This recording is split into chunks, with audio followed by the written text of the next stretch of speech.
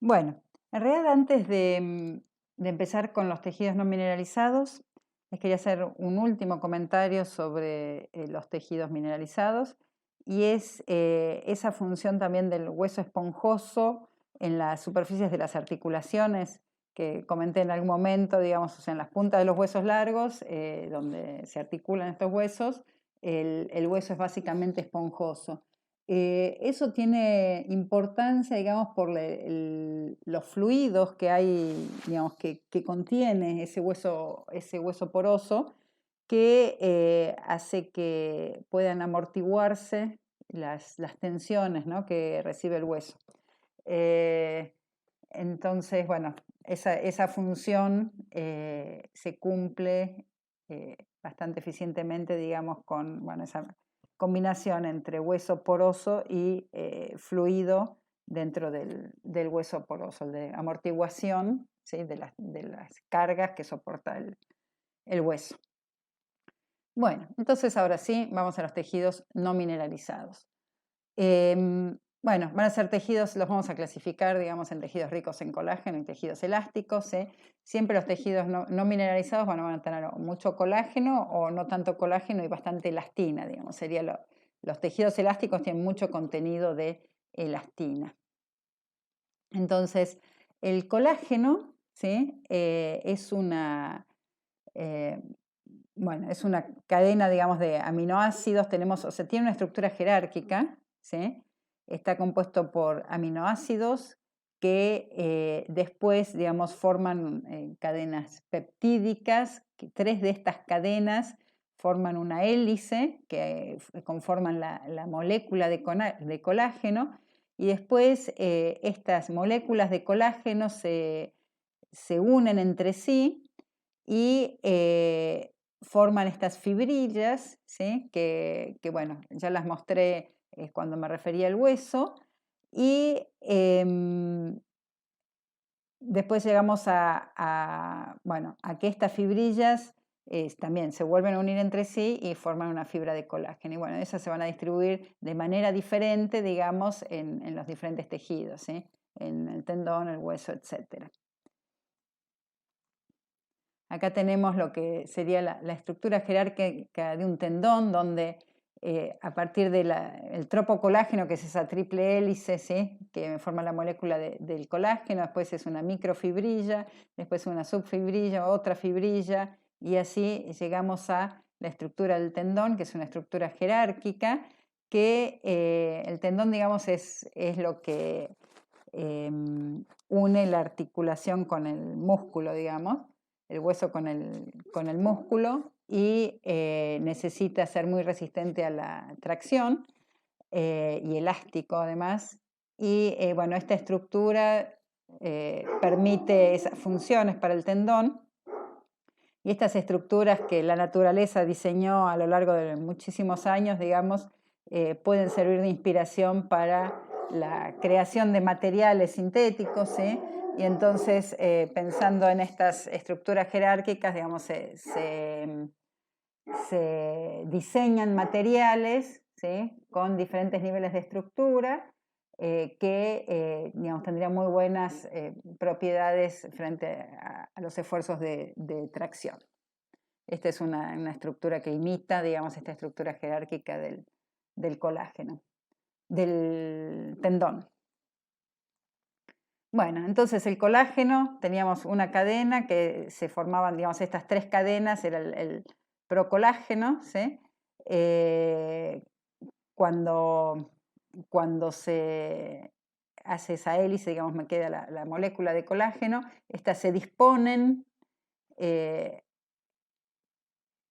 interespaciadas, digamos, de manera ordenada, y forman la fibrilla, y la unión de estas fibrillas me forma la fibra de colágeno. Otro componente muy importante de los tejidos no mineralizados es la elastina. La elastina es una molécula, es diferente, es altamente hidrofóbica la molécula de elastina. Eso hace que quieran enrollarse sobre sí misma. Entonces tiene una estructura así muy enrollada, que cuando se estira ¿sí? Se puede estirar, bueno, o sea, cuando se aplica un esfuerzo se estira muy fácilmente, se ordena todo este desorden que tiene y por eso permite grandes elongaciones. Como está estabilizada por estos enlaces covalentes que cruzan entre estas moléculas de elastina, ¿sí?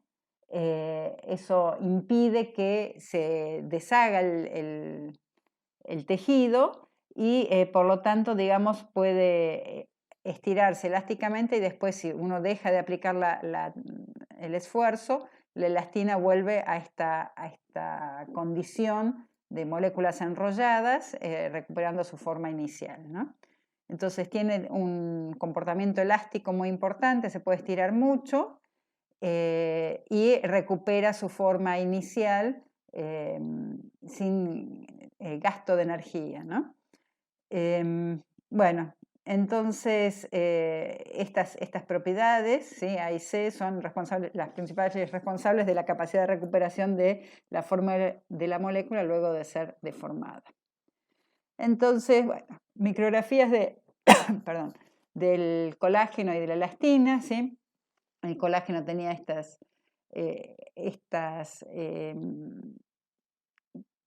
cadenas, estas moléculas, digamos, que se enrollaban en forma de hélice, y esto es lo que se ve de las fibras de colágeno en un microscopio electrónico, y la elastina, ¿sí? Bueno, son estas cadenas enrolladas que están enlazadas con enlace fuerte entre ellas, ¿sí? De manera que cuando se estira se puede ordenar todo este enrollamiento, pero no se desprenden entre sí las moléculas. Y esta es una micrografía de la elastina. Cuando veamos materiales poliméricos, ¿sí? Vamos a ver que hay este tipo de materiales que tienen esta estructura, los vamos a llamar elastómeros, porque tienen un comportamiento así como la elastina. Bueno, ¿cuáles son las propiedades mecánicas de cada una de estas fibras? Bueno, la elastina tiene un módulo de elasticidad muy, muy, muy bajito, 0,6, o sea, fíjense, estos ya son megapascales, ¿no? Megapascales, nada de gigapascales como estábamos con los tejidos mineralizados, ¿no? Son megapascales y la elastina tiene del orden de 0,6 megapascales. El colágeno ya tiene 1000 megapascales, o sea, un gigapascal. El esfuerzo de tracción, 1 megapascales, bueno, el esfuerzo de tracción de 50 a 100 megapascales, o sea, es mucho más resistente y mucho más rígido el colágeno, mucho más resistente y mucho más rígido. Y lo que tiene la elastina es que es muy elástica, se estira hasta un 100%, en cambio el colágeno se estira aproximadamente un 10%. Entonces la elastina tiene esa función de ser un tejido sumamente elástico que puede estirarse, digamos, puede deformarse y después vuelve a su posición, a su longitud inicial, y en ese proceso gasta muy poca energía, en ese proceso de deformación y restitución de la forma original. Gasta muy poca energía. Bueno, si vamos primero a los tejidos ricos en colágeno, estos no van a ser tan elásticos como los que son más ricos en elastina, ¿sí? La piel tiene de las dos, ¿sí? Así que sí es elástica, pero bueno, tenemos cartílagos, tendones, ligamentos, fascia orgánica de huesos y dientes, como vimos, lámina basal, córnea, y bueno, todos tienen capacidad de carga, o sea, pueden soportar carga. Eso es debido a que el colágeno tiene buenas propiedades mecánicas, con todo, digamos, comparado con la elastina, tiene buenas propiedades mecánicas, tiene buena resistencia y bueno, tiene una rigidez digna, digamos, ¿sí? Lo que tenemos acá son, bueno, micrografías de la piel que tienen las fibras de colágeno y de elastina, ¿sí? Se parece mucho a lo que habíamos visto de la elastina, que las fibras de colágeno en la piel no están alineadas, sino que están dispersas como en un fieltro, ¿sí? Están en todas las direcciones.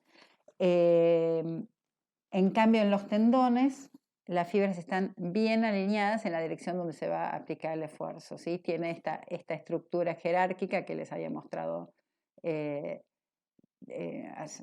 otra filmina, ¿sí? Entonces, en el tendón, todas las fibras están alineadas, formando estas estructuras.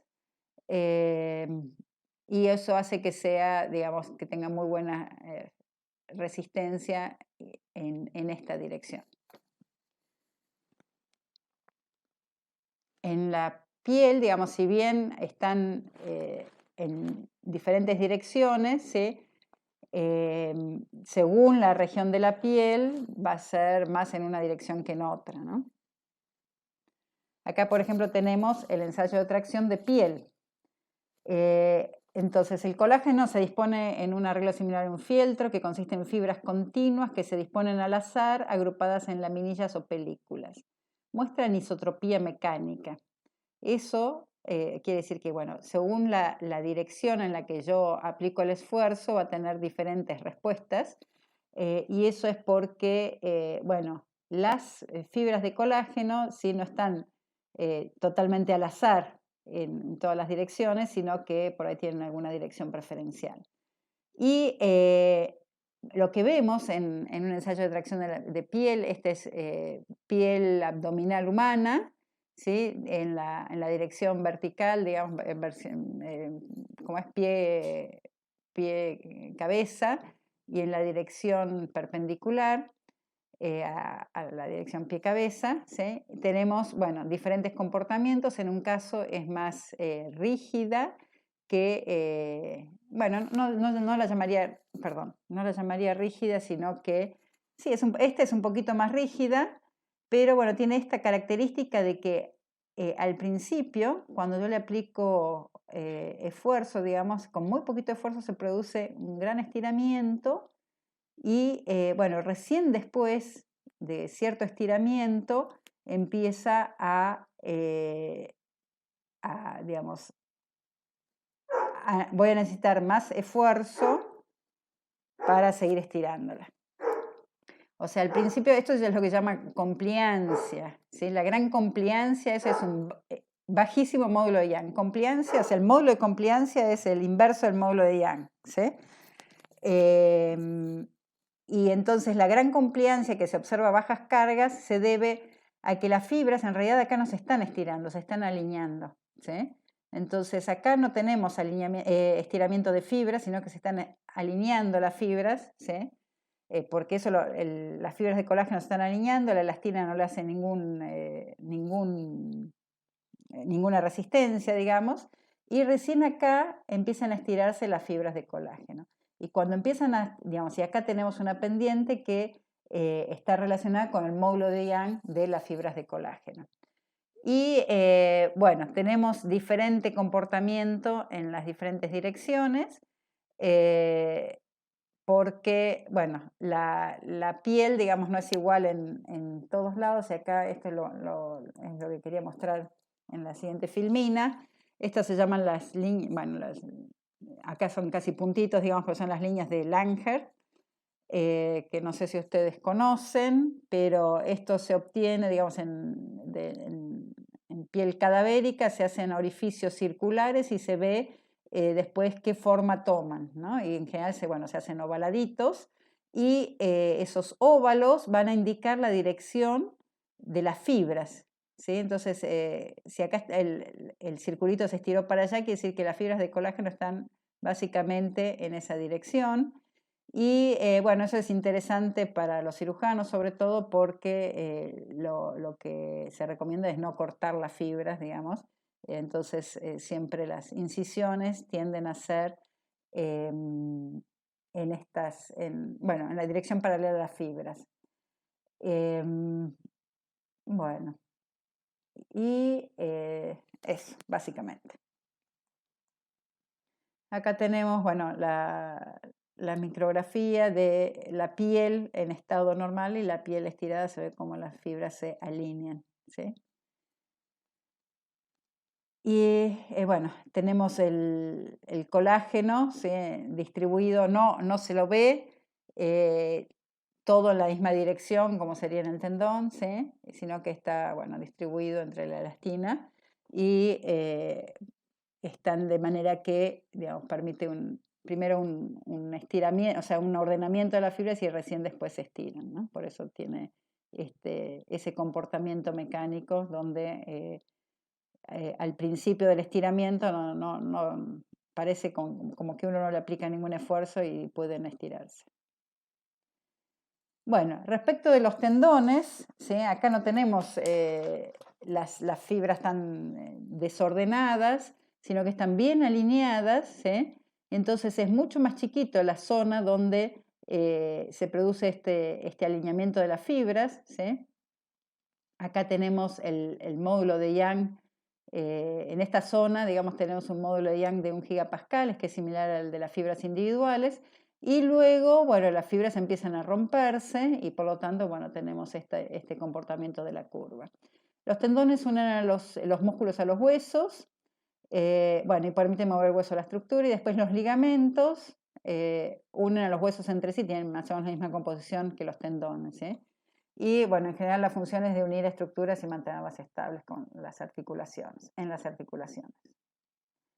Los cartílagos también son ricos en colágeno, pero ya no tienen esa estructura ordenada como tenían los tendones, sino que bueno, el colágeno está embebido en un gel que son proteínas y polisacáridos, hay fibras de colágeno y también hay algo de elastina, y la función de los cartílagos, ¿sí?, es actuar como superficies de apoyo de las articulaciones.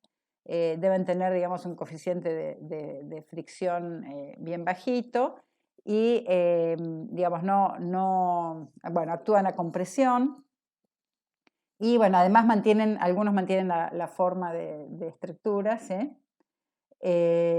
Como el pabellón articular, punta de la nariz, etc. El módulo de Young va entre 10 y 20 megapascales, megapascales, esfuerzo de la ruptura 3,4 megapascales. Bueno, y ahora vamos a tejidos más elásticos, ¿sí?, que tienen como principal característica que se deforman mucho en pequeñas cargas y después recuperan su forma original. Estos tejidos son muy importantes, ¿sí?, y son los que conforman, por ejemplo, vasos sanguíneos, músculos, pulmones. Esto lo que es un corte de lo que sería un vaso sanguíneo, con las distintas partes del vaso sanguíneo. La función primaria de los tejidos elásticos es la restauración de la forma original a partir de un estado deformado con la mínima pérdida de energía. Entonces, esto es la curva de carga y descarga, ¿sí?, de un tejido elástico que no tiene colágeno. O sea, de alguna manera se desnaturalizó el colágeno porque, bueno, a ciertas temperaturas, digamos, uno puede romper la estructura del colágeno sin romper la estructura de la elastina. Entonces sería, digamos, un tejido de elastina. Y fíjense, el eje de los esfuerzos está dado en kilopascales y las deformaciones, bueno, que se pueden obtener son bastante grandes. El módulo de Young es bien bajito. Y lo que es interesante es que la carga y descarga, ¿sí?, este ciclo de histéresis me deja una área muy chiquitita, ¿sí? Eso quiere decir que no pierde mucha energía en este ciclo de carga y descarga.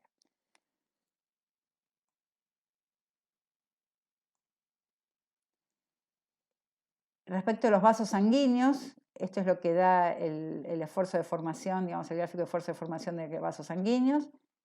Kilopascales, ¿sí?, kilopascales. Y también, bueno, esto es la aorta abdominal canina, ¿sí? Fíjense que hay diferente comportamiento en las diferentes direcciones. En la dirección axial, ¿sí?, es más rígida que en la dirección tangencial, ¿sí? Y eso tiene que ver con la función que deben cumplir los vasos sanguíneos, sobre todo las arterias, ¿no? La arteria tiene que poder aumentar mucho su diámetro cuando bombea el corazón, ¿sí?, y después poder disminuirlo cuando está en la diástole.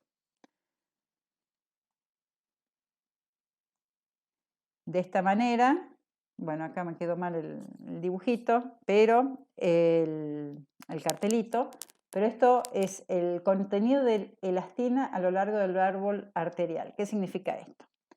Acá estoy más cerca del corazón, digamos, y me voy alejando.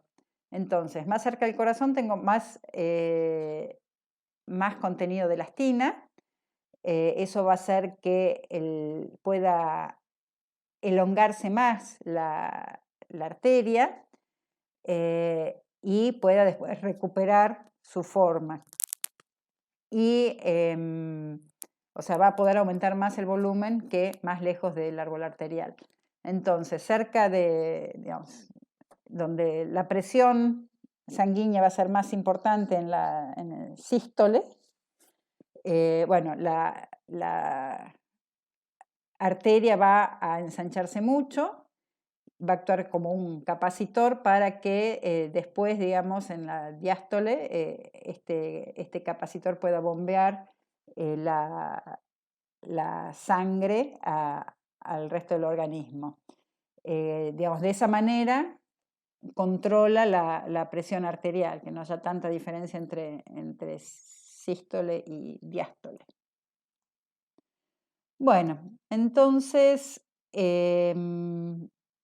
acá lo que tenemos es un resumen de propiedades de estos tejidos no mineralizados, ese esfuerzo de tracción y elongación final, ¿sí? Los que tienen más elastina van a tener mayor elongación final y van a ser menos resistentes. El más resistente era el que era puro colágeno, digamos, que es el tendón, y la elongación final es chiquita para el tendón. Después tenemos que la aorta es el que tiene, aorta longitudinal es el que tiene, bueno, gran elongación. Aorta transversal, aorta longitudinal tiene, acá me parece que hay un error, porque la aorta longitudinal, bueno, era un poquito menor que la aorta en la dirección transversal.